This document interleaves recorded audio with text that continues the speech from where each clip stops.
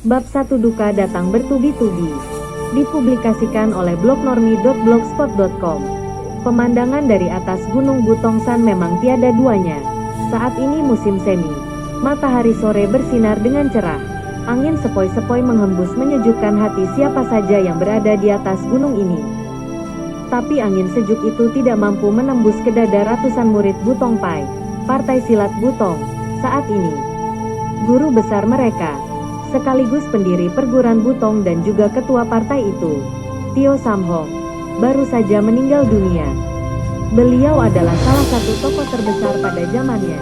Bahkan kebesaran nama beliau tidak saja menggetarkan dunia Kangou, dunia persilatan, tapi bahkan juga mampu menembus hati orang-orang biasa dan rakyat jelata. Tio Samhong memang adalah orang yang sangat dihormati. Para pendekar aliran lurus sangat mengagumi beliau. Tokoh aliran sesat juga kagum dan gentar mendengar namanya. Tio Samhong adalah pencipta ilmu-ilmu hebat. Salah satu ilmu ciptaannya adalah Tai Che Kun. Ilmu dahsyat ini menggetarkan dunia persilatan dan jarang bisa ditemui lawannya. Ia juga adalah seorang tokoh pendeta Tao yang kedalaman pengetahuan agama serta filsafatnya jarang mempunyai tandingan. Banyak orang yang ketika mendengar namanya saja akan tunduk dan merasa takluk. Selain itu, beliau juga memiliki umur yang sangat panjang. Beliau mencapai umur lebih dari 170 tahun. Konon kabarnya karena ilmu silatnya itu sangat hebat sehingga mempengaruhi usia dan kesehatannya. Kematian tokoh seperti ini sudah pasti akan menggemparkan seluruh Tionggoan, Cina daratan. Sudah bisa diramalkan berita kematiannya akan membuat dunia Kangou gempar. Proses penguburan jenazahnya akan mengundang keramaian besar. Namun, Tio Samhong adalah tokoh bijaksana yang sangat rendah hati. Sebelum kematiannya beliau menulis surat wasiat agar berita kematiannya baru disebarkan ke dunia Kangou 3 bulan setelah proses pemakaman beliau. Surat wasiat itu juga menunjuk Lau Tian Liong sebagai Chiang Bunjin, ketua partai yang baru. Murid-murid Butong Pai menerima isi surat wasiat itu dengan rasa haru. Mereka merasa guru besar mereka itu pantas mendapatkan pemakaman seperti seorang kaisar. Namun sang guru memilih dikuburkan dengan suasana yang hikmat. Memang proses pemakaman beliau sangat sederhana. Walaupun dihadiri ratusan murid Butong Pai, pemakaman itu sakral dan sederhana. Hanya diurusi beberapa orang yang sudah ditunjuk, dan beberapa pendeta Tao yang membaca kitab suci. Butong Pai memang sedang bersedih. Guru besar mereka meninggal, sedangkan murid-murid hebat mereka banyak yang gugur saat pertempuran melawan bangsa Goan. Saat itu Butong, yang bergabung dengan berbagai perguruan persilatan dari berbagai aliran, memutuskan untuk menumbangkan bangsa penjajah. Gerakan perlawanan itu dipimpin oleh murid Butong yang paling hebat. Murid legendaris itu berhasil menyatukan berbagai golongan bulim, dan berhasil memimpin perang melawan Goan, Mongol. Padahal istrinya sendiri adalah putri dari Jenderal Goan yang masih punya hubungan saudara dengan Kaisar. Sebuah pengkhianatan dari bawahannya, membuat murid terbaik Butong itu kecewa dan mengundurkan diri ke sebuah pulau terpencil beserta istrinya. Kenyataan itu membuat Tio Samhong sangat terpukul karena ia menaruh harapan besar terhadap muridnya itu. Selain bakat yang sangat besar, murid kesayangan Tio Samhong itu adalah orang yang sangat lurus sifatnya. Ia juga memiliki ilmu tinggi dari berbagai macam aliran.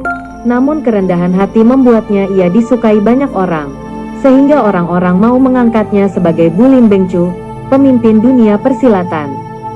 Murid lain asal Butong memang tidak sehebat murid kesayangan Tio Samhong itu, namun mereka juga memiliki ilmu yang dahsyat.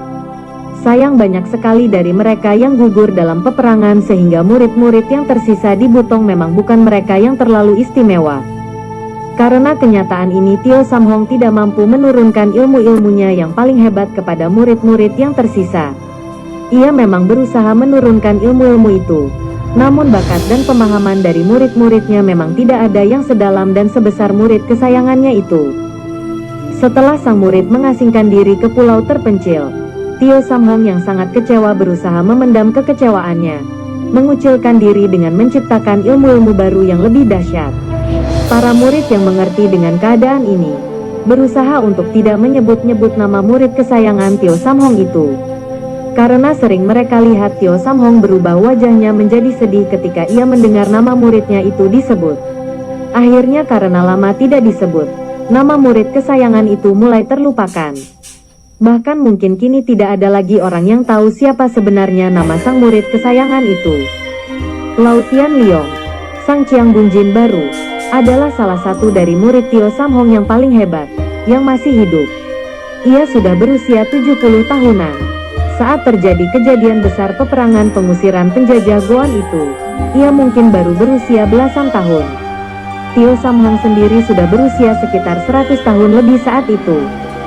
Lautian Long tidak ikut berperang, karena termasuk dalam golongan murid pemula yang masih belum cukup ilmu untuk turun ke kancah perang. Ia memiliki bakat yang besar juga. Tio Samhong sudah melihat hal ini, dan mengajarkannya ilmu-ilmu yang sangat tinggi. Sekarang ini memang nama Lautian Long juga menggetarkan dunia Kang Ou, karena dianggap sebagai salah satu orang yang paling tinggi ilmunya.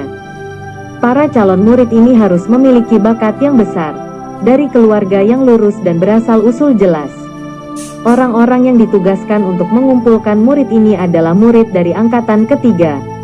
Mereka ini adalah terdiri dari murid-murid hebat yang ditugaskan untuk berkelana ke segala penjuru Tionggoan untuk menegakkan kebenaran. Tegasnya, mereka adalah pendekar-pendekar yang turun langsung ke dunia Kang Ou.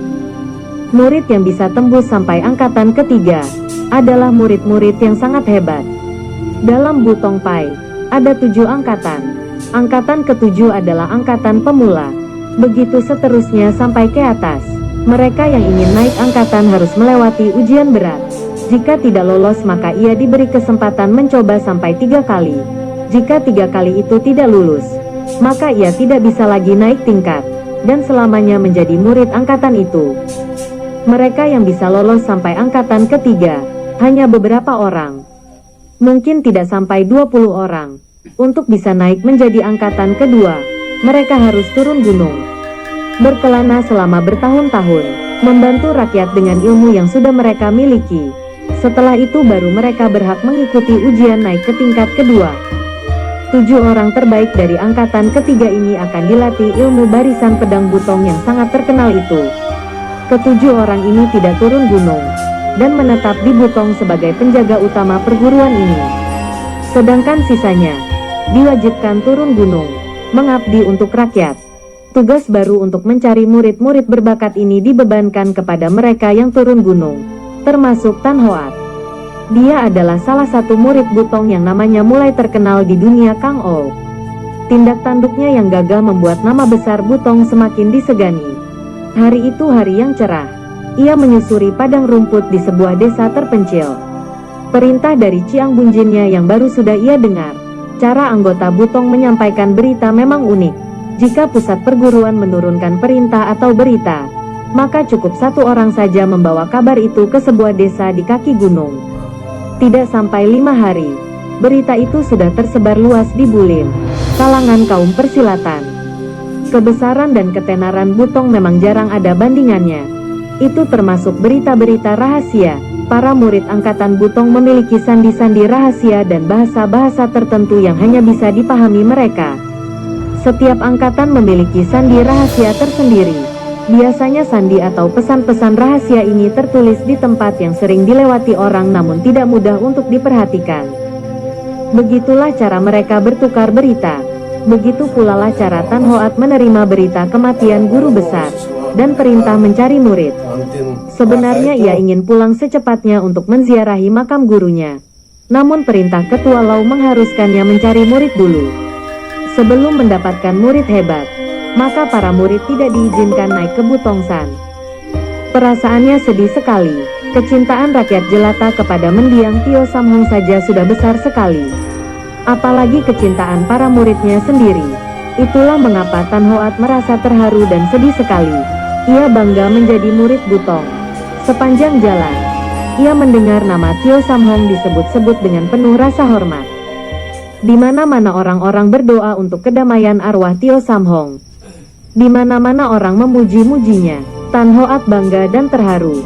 Kabar beritanya sendiri ia lihat melalui goresan pedang di pintu sebuah rumah makan di kota raja. Goresan pedang itu kecil saja, tidak akan kelihatan jika mata tidak awas. Tapi sebagai murid Butong angkatan ketiga, hal-hal begini sudah menjadi bagian hidupnya sehari-hari. Membaca pesan-pesan rahasia itu hatinya bagai teriris-iris. Tapi sebagai pendekar, ia sudah mampu menahan perasaannya. Ia tidak meneteskan air matanya di tengah keramaian.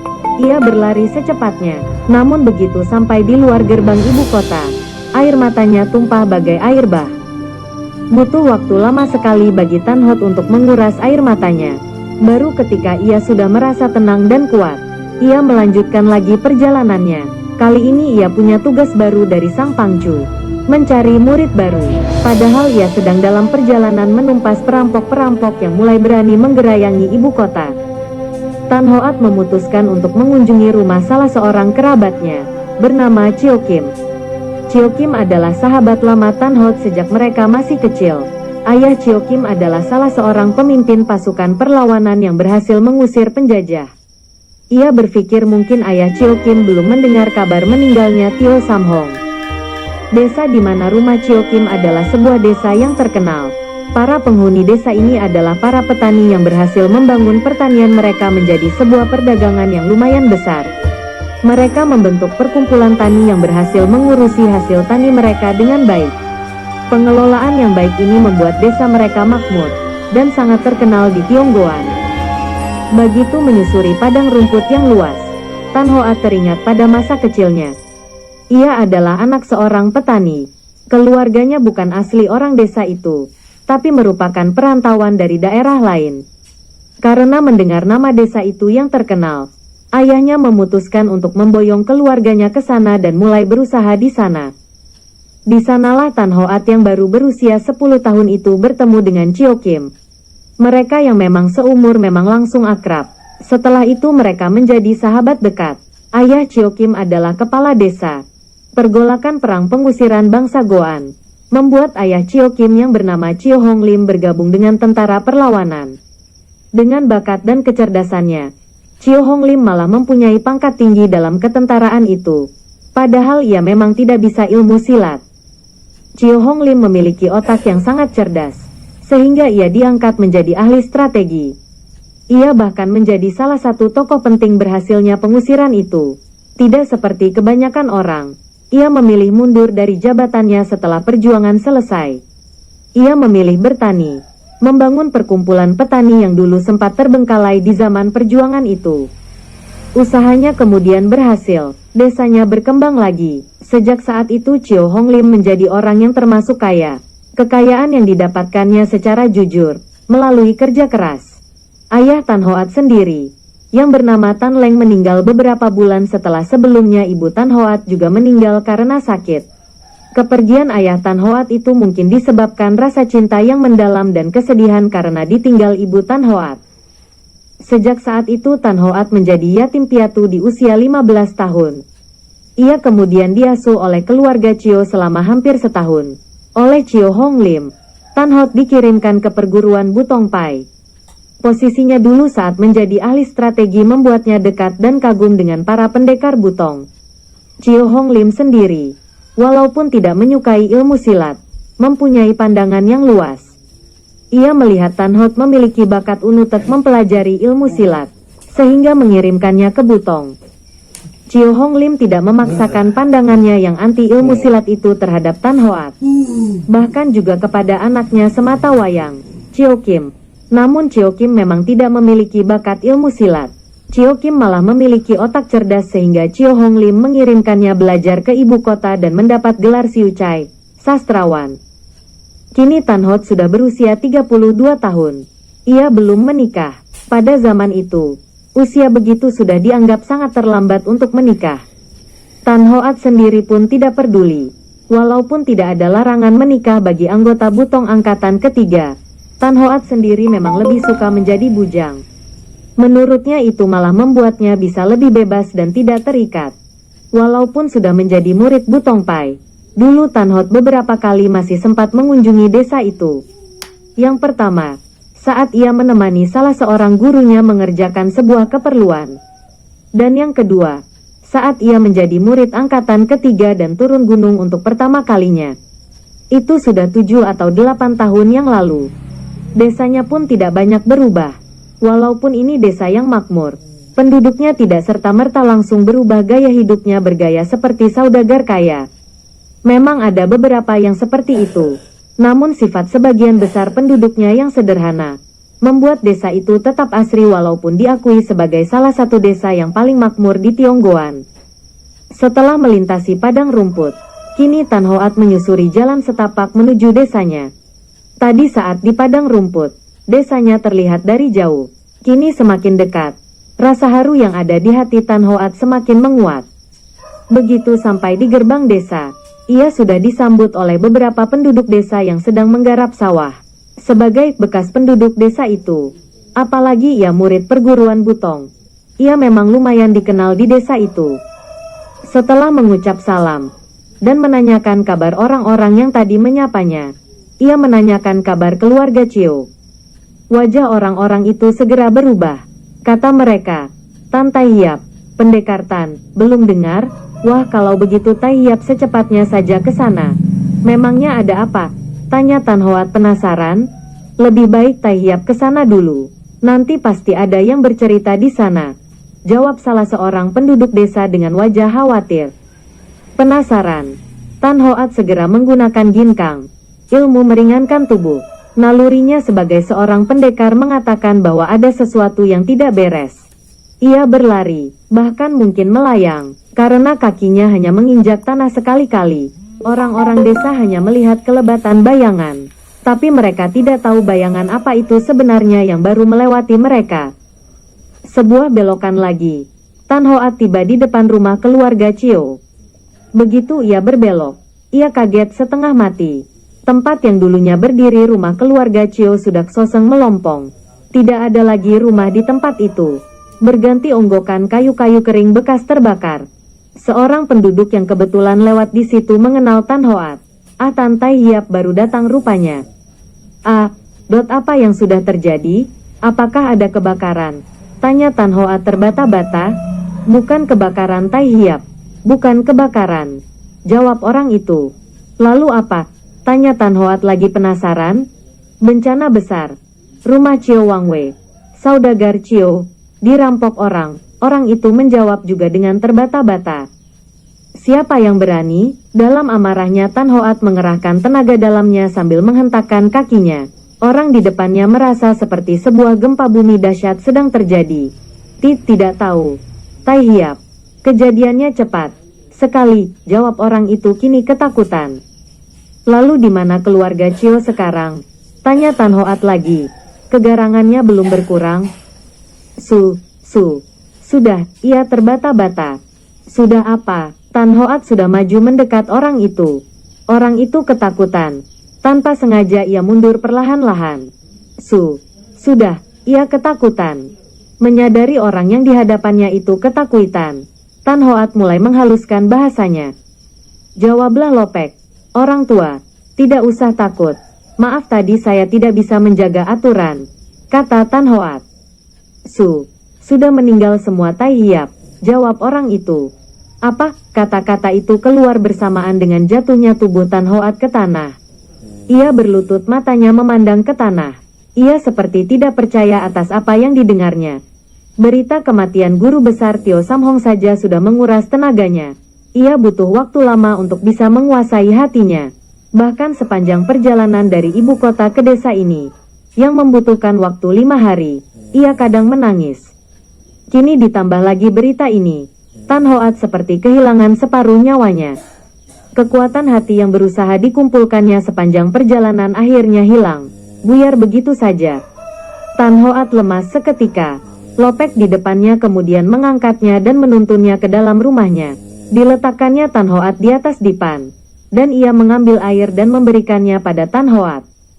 Minumlah, mungkin bisa membuatmu sedikit tenang, kata si orang tua itu. Maaf saya tidak bisa menahan diri Lopek, jawab Tan Hoat.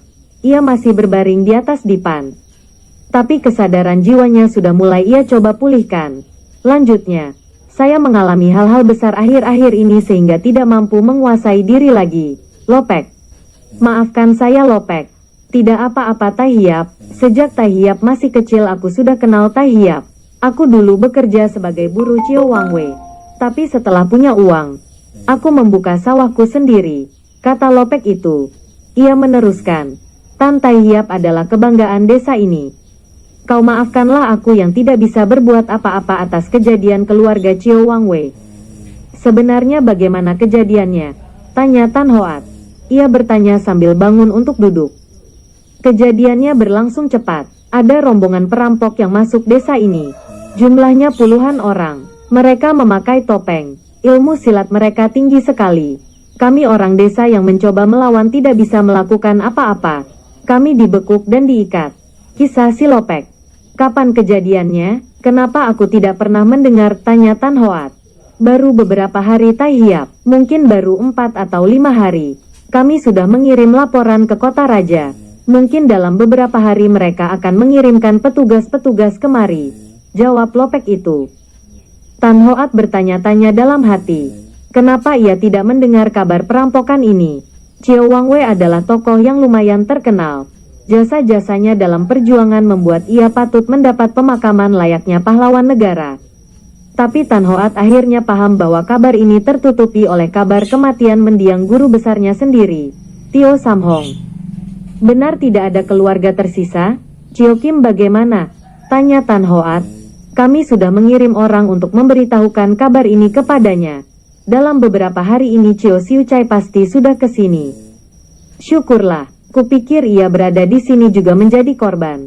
Di mana dia tinggal sekarang? Terakhir yang ku tahu ia tinggal di sini. Tanya Tan Hoat lagi. Beliau pindah mengikuti istrinya ke tempat Li Suating. Di mana itu? Apakah di Gobi Pai? Partai Gobi? Iya. Beliau ikut Lili Hiap, pendekar wanita Li, ke puncak Gobi. Dengar-dengar ketua Gobi sedang sakit keras dan memerintahkan seluruh murid Gobi Pai untuk kembali, jawab Lopek itu. Ah iya benar, kenapa aku bisa lupa? Aku dengar Gobi Chiang Bunjin, ketua partai Gobi, memang sedang sakit keras beberapa tahun ini. Jadi Cio Kim ikut ke Gobi? Iya benar, menurut kabar yang saya dengar. Mereka sekeluarga tinggal di kaki gunung Gobi. Jadi bila ada apa-apa Lili Hiap bisa langsung naik ke atas, kata Lopek. Tan Hoat menghela napas, pikirannya berkecamuk. Ia memikirkan langkah-langkah yang harus ia lakukan. Apakah penguburan Cio Wang Wei sudah dilaksanakan? Tanyanya tiba-tiba. Sudah Tai Hiap. Kondisi mayat mereka mengenaskan. Mereka diikat dan dibakar hidup-hidup. Kami langsung menguburkan mayat mereka begitu para perampok itu kabur, jawab si Lopek. Tolong antarkan aku ke kuburan mereka, kata Tan Hoat menahan kegeramannya. Hatinya membayangkan penderitaan Cio Wang Wei sekeluarga. Baiklah, mari ikut saya. Kuburan anggota keluarga Cio Wang Wei terletak di halaman belakang rumah mereka sendiri. Mereka dikumpulkan dalam satu liang, karena kondisi mayat mereka tidak lagi dapat dibedakan. Si Lopek menceritakan hal itu kepada Tan Hoat, yang mendengarkannya sambil meneteskan air mata. Hatinya teringat Cio Kim, bagaimana perasaannya mendengar kabar pembantaian ini. Tan Hoat ikut bersedih pula memikirkan nasib Cio Kim. Saat pikirannya melayang-layang itulah terdengar suara orang minta tolong. Tolong, tolong, gaduh sekali karena ketambahan lagi suara orang yang minta tolong. Secepat kilat Tan Hoat berlari ke arah suara gaduh itu. Ternyata suara itu berasal dari gerbang selatan desa. Tan Hoat berlari ke sana. Nampak penduduk desa sedang mengelilingi kuda dan keretanya. Alangkah kagetnya hati Tan Hoat ketika melihat isi kereta itu adalah Cio Kim beserta istrinya. Mereka sudah berlumuran darah, tapi masih hidup. Walaupun wajah Cio Kim berlumuran darah, Tan Hoat masih mengenal wajah saudara angkatnya ini. Cio Kim, apa yang terjadi? Ya Tuhan. Apa yang terjadi? Tan Hoat bertanya sambil menyalurkan tenaga murni ke dada Cio Kim. Jangan, salurkan ke istriku saja, kata Cio Kim. Walaupun tidak mengerti ilmu silat, istrinya adalah seorang pendekar. Tentunya Cio Kim paham maksud tindakan Tan Hoat. Segera Tan Hoat menyalurkan tenaga dalamnya melalui punggung Li Suating. Saat itu posisinya memang tidur tertelungkup. Tubuh Li Suating sudah penuh luka bacokan. Darah ada di mana-mana. Keadaannya mungkin lebih parah dari suaminya. Selamatkan anakku. Selamatkan anakku. kata Li Swating terbata-bata. Ternyata ia menelungkup sambil memeluk anaknya. Beberapa penduduk langsung mengangkat anak ini. Ia menangis meraung-raung saat dipisahkan dari pelukan ibunya. Aku mau ibu. Aku mau ibu. Tangisnya. Sudahlah Tante Hiap. Jangan memaksa diri. Aku sudah tidak mungkin tertolong, kata Li Swating. Dengan perlahan ia mendorong tangan Tan Hoat. Siapa yang melakukan ini semua? Tanya Tan Hoat. Tidak tahu. Kami diserbu orang di tengah jalan. 6-8 orang. Koko, kakak, panggilannya terhadap suami. Terus menggeber kuda. Aku menahan penyerang-penyerang itu. Jawab Li Swating. Nafasnya sudah satu-satu. Aku titip anakku kepadamu. Bawa dia ke Butong. Kata Chio Kim. Tia ayah. Teriak sang anak yang sedang dalam gendongan salah seorang penduduk. Sanji. Ji adalah panggilan untuk anak. Kau jadilah manusia yang baik. Jangan jadi orang pendendam. Tidak usah kau balas ini. Semua terjadi ada karmanya. Tidak usah kau teruskan dendam-mendendam. Kata Chio Kim kepada anaknya. Tia.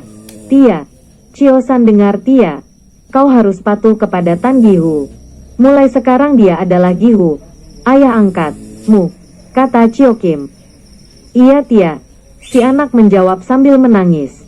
Ayah pergi dulu. Ingat kata-kata ayah ya. Ing Moai aku pergi duluan. Ku tunggu kamu adindaku sayang. Chio Kim mengecup kening istrinya dengan bersusah payah. Saat itu juga nyawanya melayang pergi. Li Swating tersenyum. Ia seperti berbicara kepada arwah suaminya. Aku bahagia bisa mati bersamamu Koko. Ia lalu menoleh kepada Tan Hoat. Tante Hiap di Gobisan ada. Ada, Li Swating terbata-bata. Ada apa Lili Hiap? Tanya Tan Hoat. Ada. Ada. Nafasnya berhenti. Ayah, ibu. Tangisan si kecil membahana. Tangisan orang-orang desa pun membahana. Hari ini adalah hari yang terlalu berat bagi Tan Hoat. Ia tidak bisa berkata apa-apa lagi. Nol respon setu. Bab 1 duka datang bertubi-tubi.